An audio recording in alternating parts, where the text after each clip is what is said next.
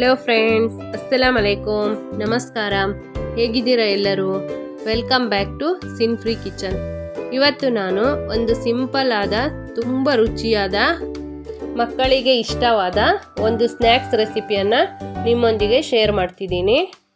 ಒಂದು ಬೌಲ್ ತಗೊಂಡು ಅದಕ್ಕೆ ರುಚಿಗೆ ತಕ್ಕಷ್ಟು ಉಪ್ಪು, 2 ಚಮಚ ಸಕ್ಕರೆ, 1 ಚಿಟಿಕೆ ಅರಿಶಿಣ, 1 ಚಮಚ ಪೆಪ್ಪರ್ ಪೌಡ್ರು, 1 ಮೊಟ್ಟೆ ಹಾಕಿ ಚೆನ್ನಾಗಿ ಕಲಸ್ಕೋಬೇಕು.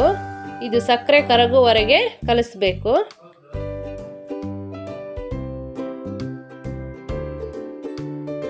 ಕಲಸಿದ ಈ ಮಿಶ್ರಣಕ್ಕೆ 1 ಕಪ್ ಹಾಲು ಹಾಕಿ ಚೆನ್ನಾಗಿ ಮಿಕ್ಸ್ ಮಾಡಬೇಕು. ಒಂದು ತವಾ ಬಿಸಿ ಮಾಡಿ ಅದಕ್ಕೆ 2 ಚಮಚ ತುಪ್ಪ ಹಾಕಿ ಮಾಡಿಟ್ಟ ಮಿಶ್ರಣಕ್ಕೆ ಬ್ರೆಡ್ಡನ್ನು ಅದ್ದಿ ಆ ಬ್ರೆಡ್ಡನ್ನು ಫ್ರೈ ಮಾಡಬೇಕು. ಇದನ್ನು ಸಣ್ಣ ಉರಿಯಲ್ಲಿ ಇಟ್ಕೊಂಡು 2 ಬದಿ ಚೆನ್ನಾಗಿ ಫ್ರೈ ಮಾಡಬೇಕು.